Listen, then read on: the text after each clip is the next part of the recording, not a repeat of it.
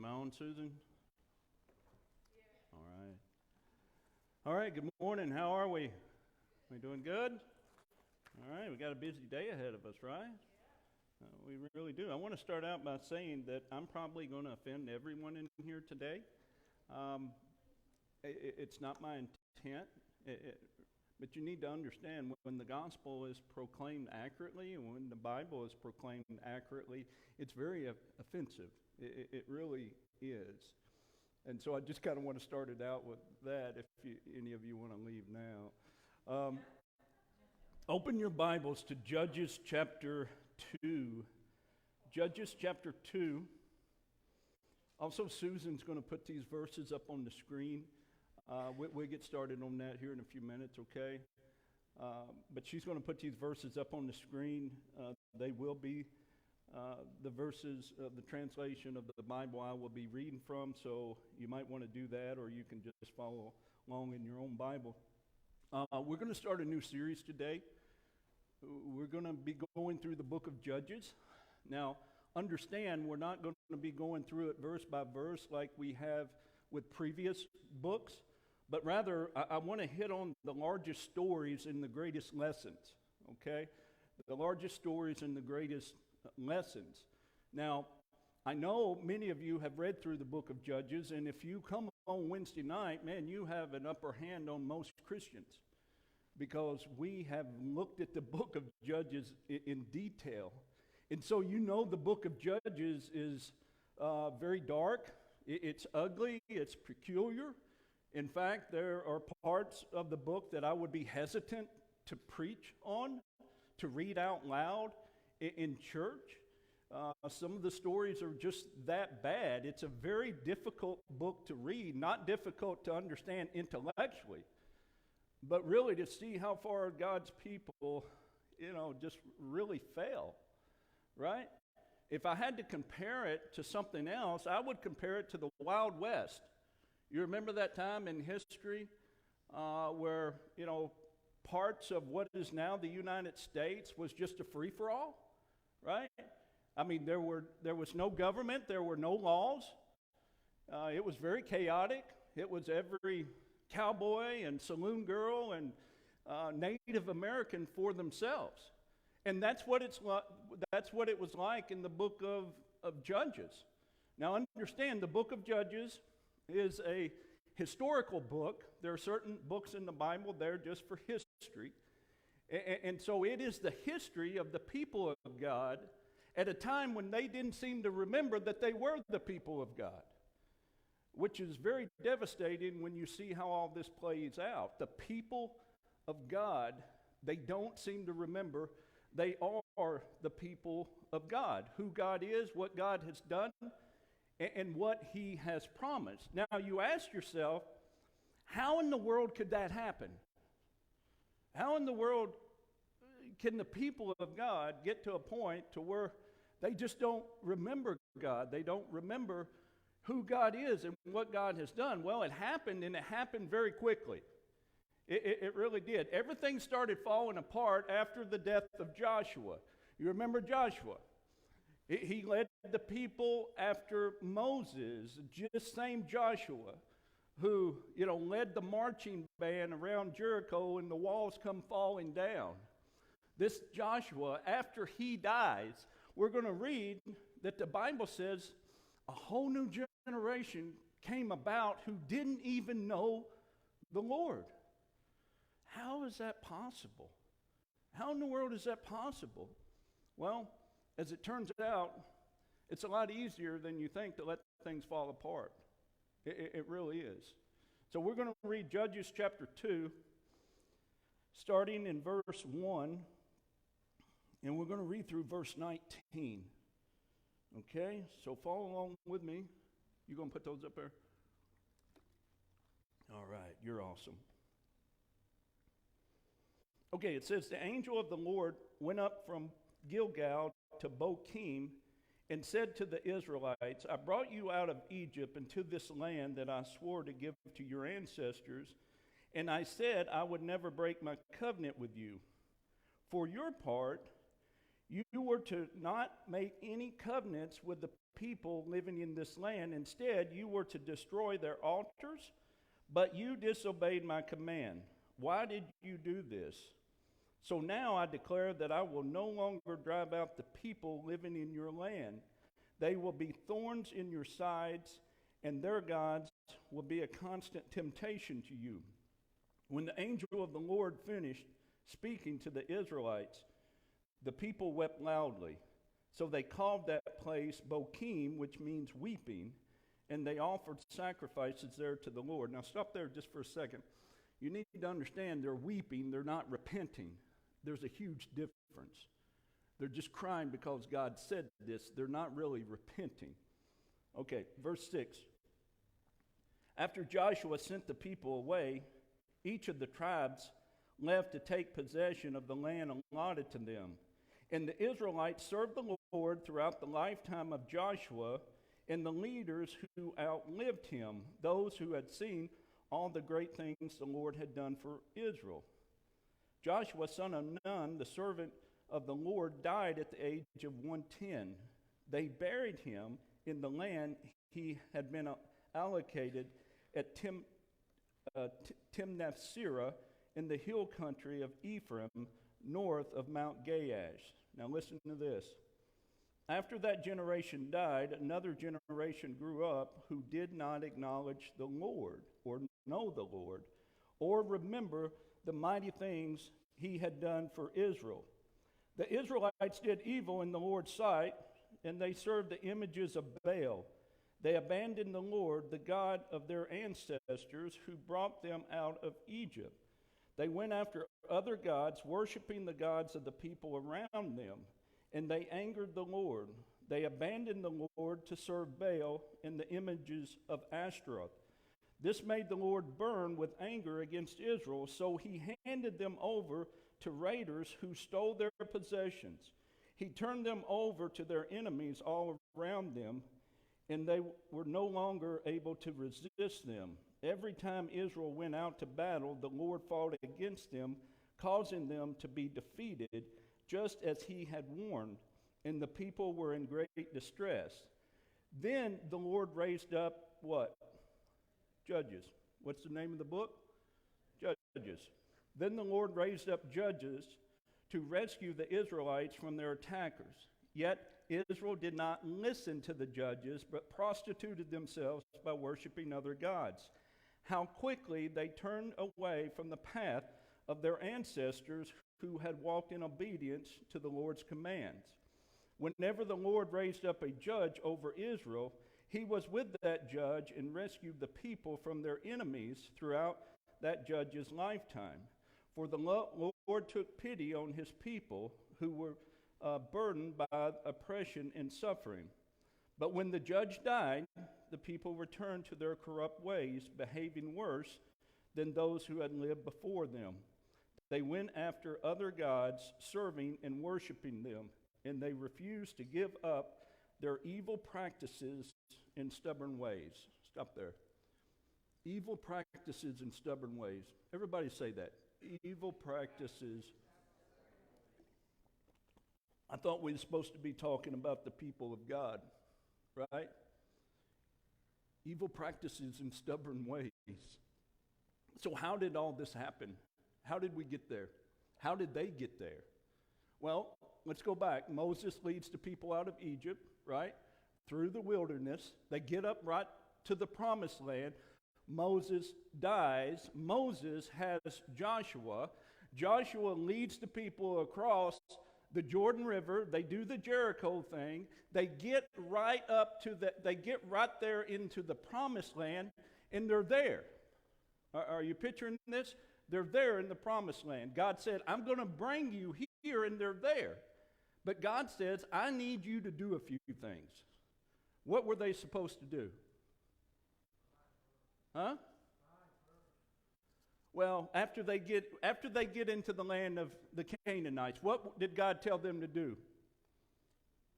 He told them, when you get into the land of the Canaanites, remember, they were there first. He says, I want you to drive them all out. because these are very, very wicked people. Remember, the Canaanites, they worshiped all of these other gods. They sacrificed their own children to these gods. They sacrificed them in the fire. How sick is that, right? And so God says, you're not to be like them. You're my people. Don't become like them. Drive them all out, every single one of them. Don't leave one left. And also, I want you to tear down all of their altars. Okay? Tear down all of their altars. Now, I have to tell you, they came in hot, didn't they? They really did. They came in hot. They started fighting some battles. They started tearing down some altars. But it didn't last all that long, did it? It really didn't. As it turns out, it's a whole lot easier to make yourself at home than it is to fight battles and do what God said to do. They just absolutely made themselves at home. And this leads me to my first point. I put this in your bulletin. There's going to be a major point in every one of these sermons. And the first one is this: God's people cannot make themselves at home in a world that's not their home. God's people cannot make themselves at home in a world that's not their home. You see, the promised land was their new home, but they were never to become like the inhabitants of that land. They were never to be like them. God said, drive them all out. But they just became comfortable. Now, if you think this is something that just happened in the book of Judges, you know, if you look at this and you say, man, that's awful, God's people, man, how quickly they fell, how quickly they started becoming like the people in that land. If you think this is something that just happened in the book of Judges, you need to take a look around you. You really do. I don't think there's ever been a time in the history of the world or the history of the church here in the United States when the church has made itself a home in a world that's not its home. It's awfully hard to distinguish between a Christian and a non-Christian, isn't it? It really is. Because we live just like non-Christians. We have absolutely made ourselves at home in a world that's not our home. We get married, we get divorced just like non-Christians. We raise our children, we let them run wild just like the world lets their kids run wild. We absolutely spend money just like the world spends money. We entertain ourselves to death just like the world entertains themselves to death. We have absolutely made ourselves at home in a world that's not our home. Now, if you're thinking, I don't know where you've been, Pastor, that's just the way things are, right? That's just the way Christianity is now, right? I don't know where you've been. You need to get on board. Well, I'm here to tell you, that's not how the world works from God's perspective. Now, it's oftentimes how things work, and it's exactly how it worked in the book of Judges. But I'm here to tell you, when the people of God make themselves at home in a world that's not their home, it's not going to go well. It's not going to go well at all. We seem to forget what is lost when the people of God forget who they are and who God is. We really do. Now, in Judges chapter 2, I forget where I was. In Judges chapter 2, God speaks to his people, and he says, you have disobeyed my commands. You have disobeyed my commands. Now, it's really interesting because they did come in hot, didn't they? They started tearing some of the altars down, but eventually they just stopped. They just stopped. And if you go back to chapter 1 and you read the rest of the book, it's almost like they use the language that they can't. You know, that they can't obey God. Are you with me? They would say that we can't. And God clears all this up by saying, no, you disobeyed. It's not that you can't, it's that you what? Yeah. It's not that you can't, it's you won't. Do you know the difference? Seriously, do you know the difference between can't and won't?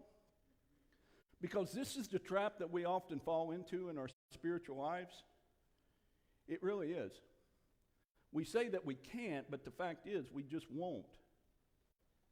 We say it's too hard in today's world to follow Jesus the way he wants to be followed. That's what we say. You think you can't, but the fact is, you just what? You won't. Well, Pastor Don, I know you think we should be reading our Bibles all the time. Well, the fact, I can't do that. I got a job, I got kids, I got Netflix. I can't be doing that. Understand, there's can't and there's what? Well, I know you think we should be praying all the time. I'm not a priest. I'm not a nun. No. There's can't and there's won't. Well, I don't think I can lead my family to be active in the church. We got stuff to do on Sunday. I got a boat. I like to fish. Understand, there's can't and there's won't. So in the first chapter, also it's very interesting because the people, they act like that they can do just enough to be God's people. Do you know what I mean? They act like that they can do just enough and still be God's people. It's kind of like in school.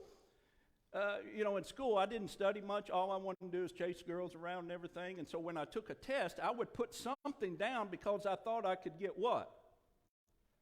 Partial credit, right? I thought I could get partial credit. And that's the way we are as Christians.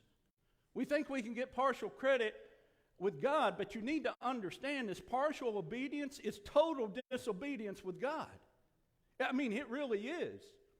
God doesn't say to the people, man, you did okay. You tore a few altars down, so I'm going to give you a little bit of credit. No, God says, you disobeyed me.